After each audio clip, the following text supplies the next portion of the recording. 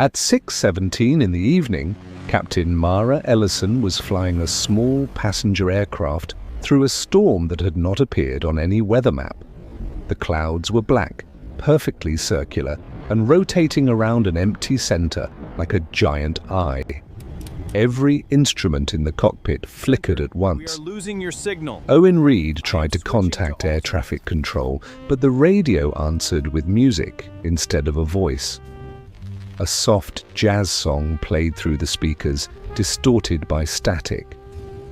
Mara recognized it from her childhood, although she had not heard it in more than 20 years. Then the storm opened. Below them, hidden inside a ring of mountains, was a city. Streets formed perfect squares around a central clock tower. Cars moved between red brick buildings, although the navigation display showed nothing beneath them except forest and stone. A warning light flashed, and both engines began losing power. Mara guided the aircraft toward a narrow road. The plane struck the ground, tore through a wooden fence, and stopped only meters from a row of houses. No one on board was seriously injured. The 9 passengers climbed from the damaged aircraft into warm evening sunlight. Behind them, the storm had completely vanished. The city remained silent for several seconds. Then every sound returned at once. Car horns, bicycle bells, a barking dog, and a distant church bell. A man in a grey suit approached them carrying an umbrella, although there was no rain. He smiled as if he had been expecting them. Welcome to Bellweather, he said. You arrived just before the celebration. When Mara asked where they were, the man pointed across the road. The sign read, Bellweather Founders Day, June 14th, 1987. Mara looked at Owen. The date was impossible. It was June 14, 2026. With the aircraft damaged and every phone without a signal, they followed the stranger into Bellweather. The city looked untouched by time, as if the late 1980s had never ended. Store windows displayed cassette players and box-shaped televisions. A cinema advertised films released nearly 40 years earlier. Every car carried an old license plate, and no one held a smartphone. At the center of the city stood a black clock tower. All 4 of its faces showed 11:47. Mara's wristwatch showed 6:42.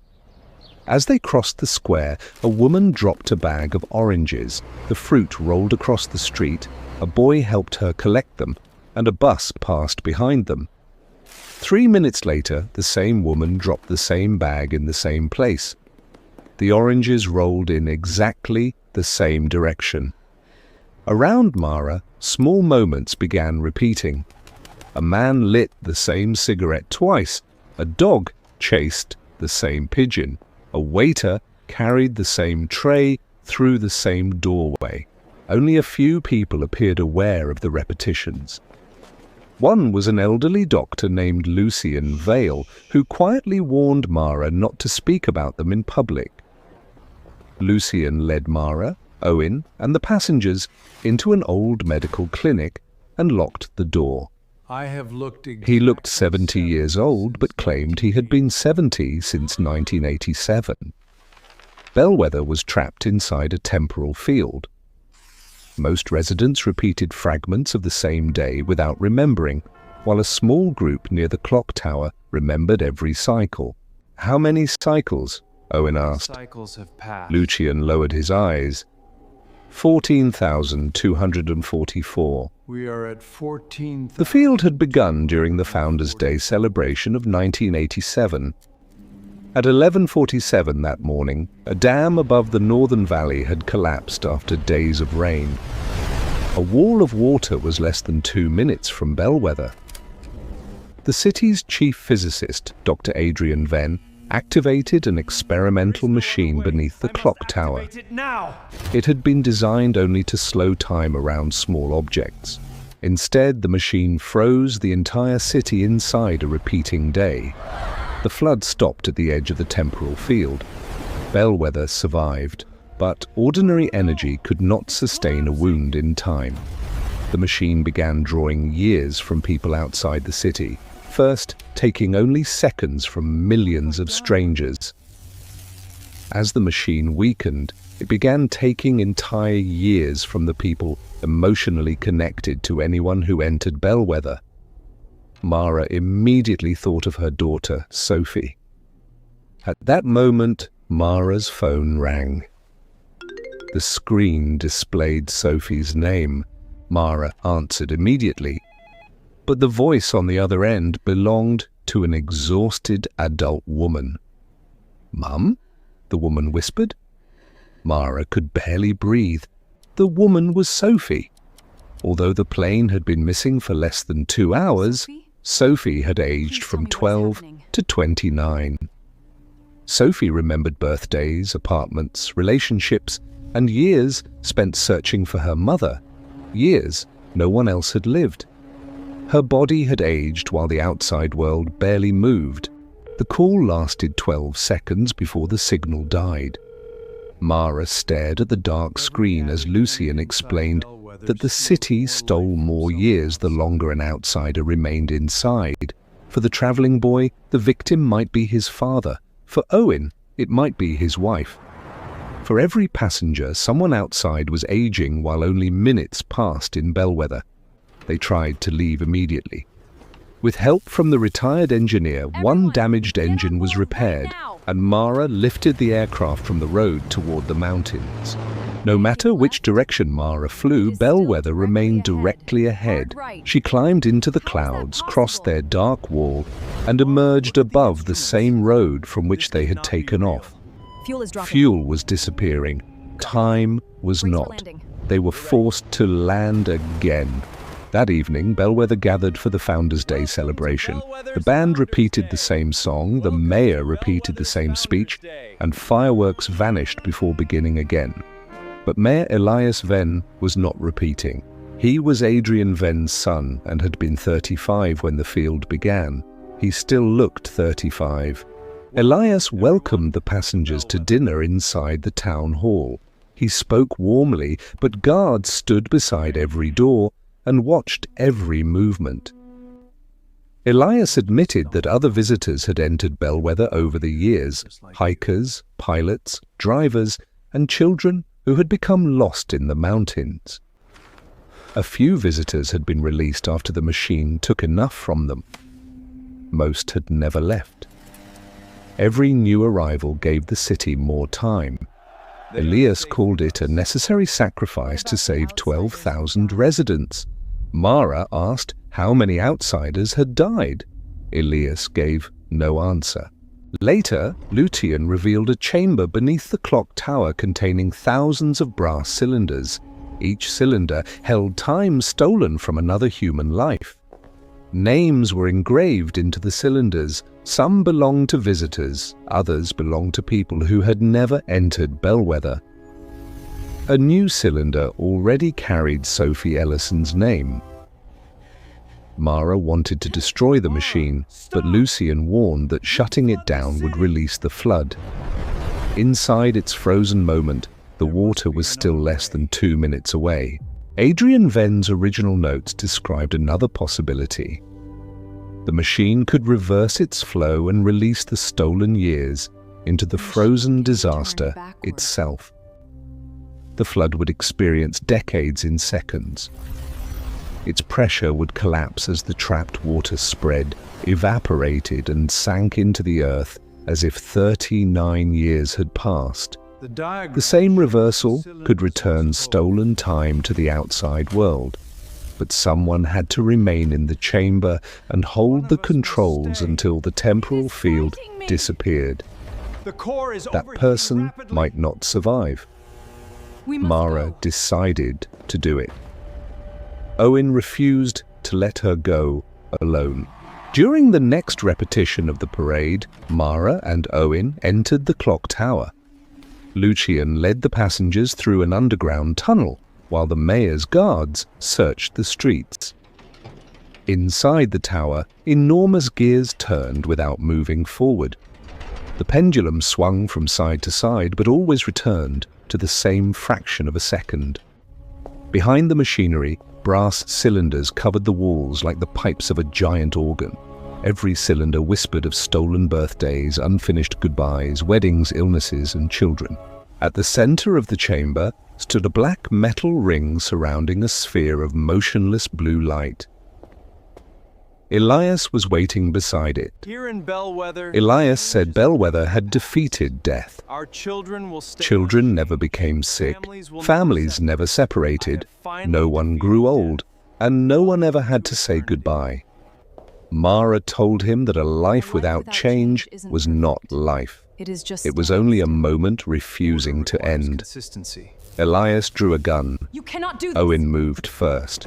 He struck Elias as the weapon fired, and the bullet shattered one of the control panels. The pendulum stopped in the center of its swing. Across Bellweather, every repeated movement stopped at once. The oranges remained suspended in the air. The dog froze in the street. The band held a single endless note as cracks of white light spread across the sky. Lucian shouted that the temporal field was collapsing. They had less than 1 minute.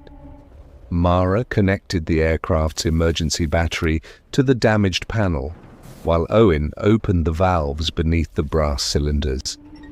One by one, the stolen years poured from the cylinders into the blue sphere. The machine displayed images of the outside world. Mara saw Sophie at 12, then 29, then 40, as thousands of possible futures appeared and disappeared. Mara saw Sophie graduate, wait alone at an airport, marry a man Mara had never met, and sit beside an empty hospital bed, still waiting for the mother who had vanished. None of those lives had fully happened, but Bellweather had already begun consuming them. Mara gripped the final control. Elias begged her to stop, warning that Bellweather would awaken in a world where everyone they knew was older or dead. Their homes, identities, and history belonged to another time. Mara looked through the chamber window at the frozen city. "They still deserve a tomorrow," she said. Mara activated the reversal. For the first time in 39 years, the clock tower struck 11:48. The sound tore through Bellweather like thunder. Outside the city, the frozen wall of water, aged 39 years in seconds, collapsed into rivers and disappeared into the dry earth. Rust consumed the abandoned machines near the dam. Trees grew, died, and became soil. Broken concrete disappeared beneath decades of moss. Inside the tower, the brass cylinders shattered, releasing stolen years as streams of light. Owen saw his wife become young again. The boy saw his father still waiting at the airport. Across the world, stolen bodies and lives returned to their rightful ages. Mara saw Sophie return to 12. Then the machine exploded. Mara opened her eyes in the square beneath a clear night sky. The clock tower was burning, but its hands continued moving. 11:49, 11:50, 11:51. The residents stood in silence. For the first time in 39 years, no one repeated a movement. The woman collected her oranges and continued walking. The dog caught only a pigeon's feather. The waiter finally reached the other side of the room and dropped his tray. An old radio searched through unfamiliar stations until it found a modern broadcast announcing the sudden appearance of an unidentified city in Black Ridge Valley. Bellweather had returned to the world. Rescue helicopters appeared above the mountains before dawn. Mara borrowed a rescuer's phone and called home. Sophie answered with the voice of a child, angry because Mara had missed dinner. Mara laughed and cried at the same time. She promised Sophie that she was coming home. Behind her, Bellweather watched its first sunrise in 39 years. Some residents wept for their lost years, while others stepped beyond the city limits and touched trees that had grown where roads once stood. Families searched old records for relatives who had continued living.